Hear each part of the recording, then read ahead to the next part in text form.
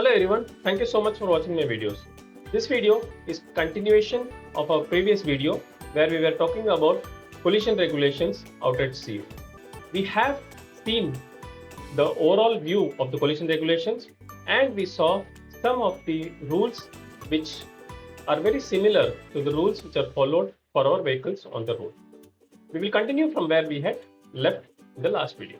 In the last video, we left at the rule 8, which was general rules of collision avoidance. Outlines the actions to be taken to avoid collisions. Mariners assess the situation, alter course, and communicate intentions promptly, and priority is given to avoiding danger over right of way.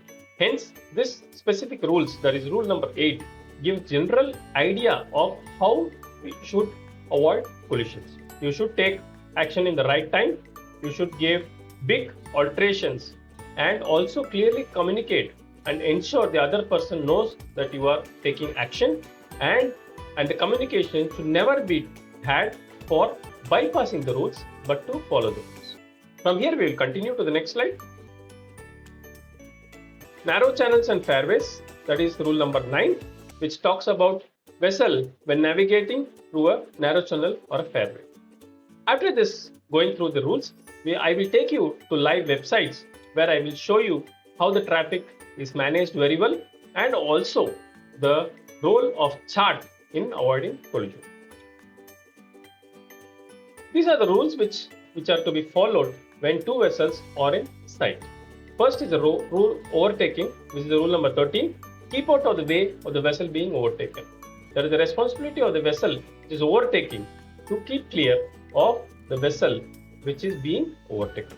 Head-on situations, that is rule 14, which basically talks about ships when they are on the opposite direction, which are coming towards each other, then what actions to be taken. Basically it says both the ships have to alter their course to starboard, that is on the right side, to ensure the vessels pass port to port.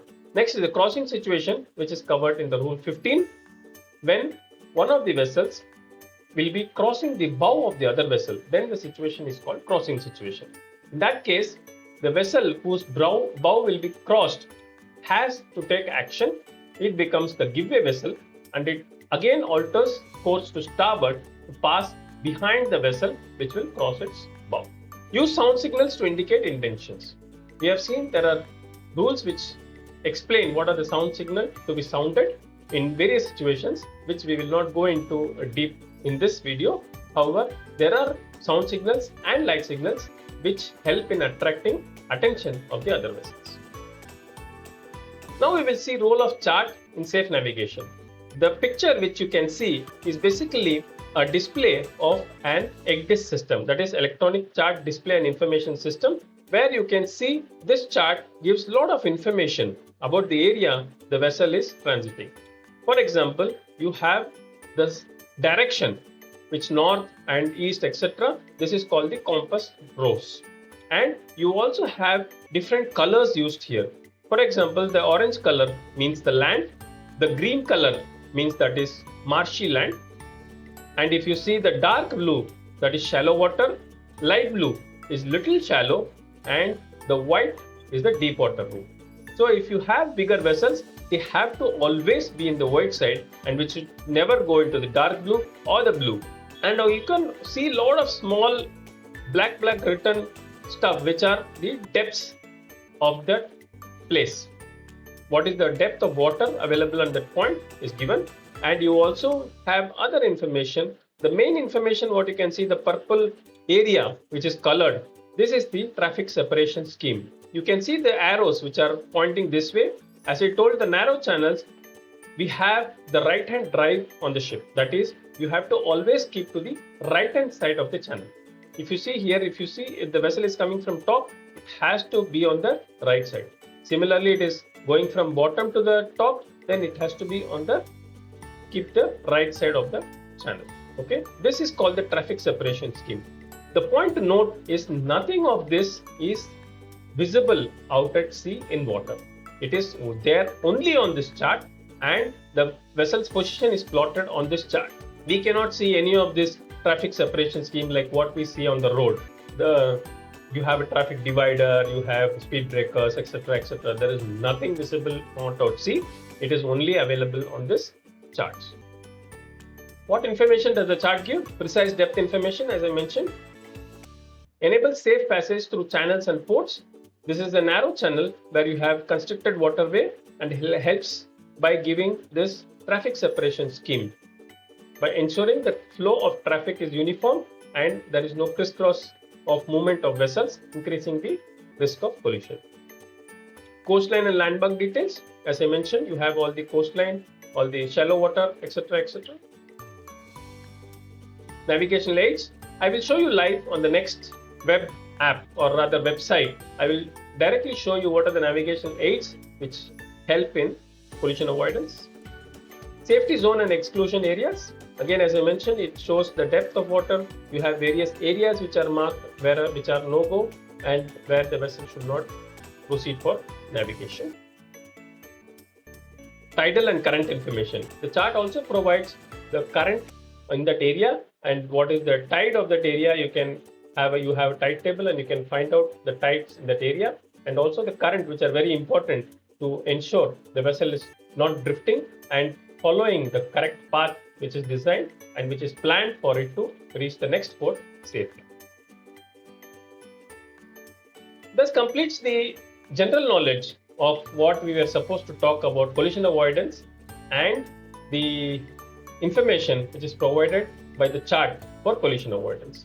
Now we will go to a live website. We'll actually go to 2 live websites where I will show you some information which will improve your knowledge on collision avoidance and the information which is provided by the charts. First website is the OpenCMap, which has actually information about the chart which is freely available, and you can also go and visit, and information which are little less than the charts which we actually use, but it is very useful to seeing what are the various navigational aids available on the charts.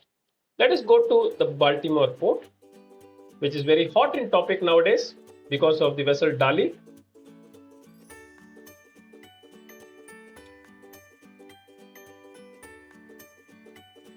So if you see, this is the Baltimore port. This is the Baltimore port, and let us zoom out a little bit to see where this Baltimore port is actually. This is there in the southeast of North America.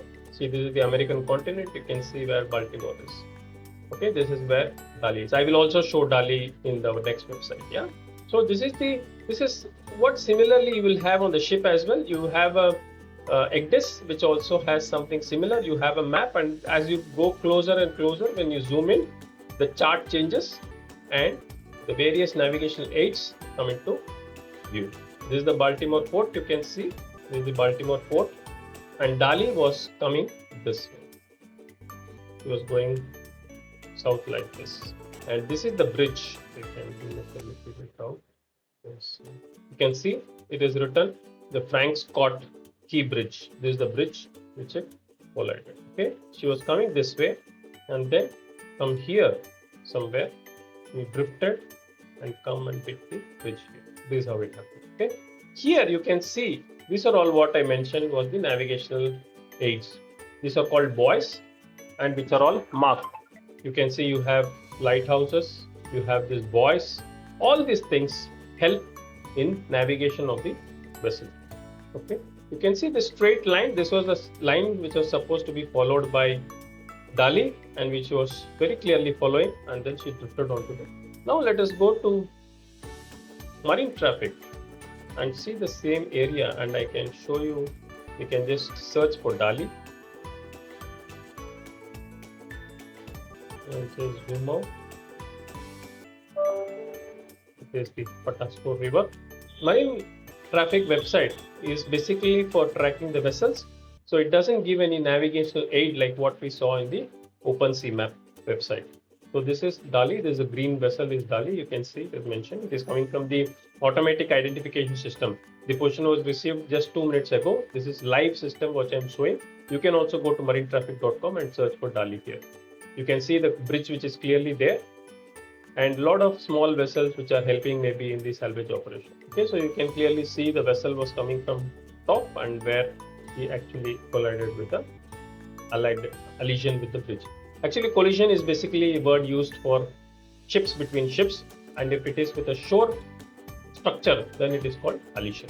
And I will also take you back to one interesting port, which is Mumbai, where it will clearly show you how the traffic is managed entering the port, because Bombay port is a very busy port and there are a lot of traffic which comes to the port. So you may wonder, there is so many ships coming together, so it is possible that there will be a lot of crisscross because there is no roads like out at land where the traffic cannot go anywhere, but for the ships it can go anywhere.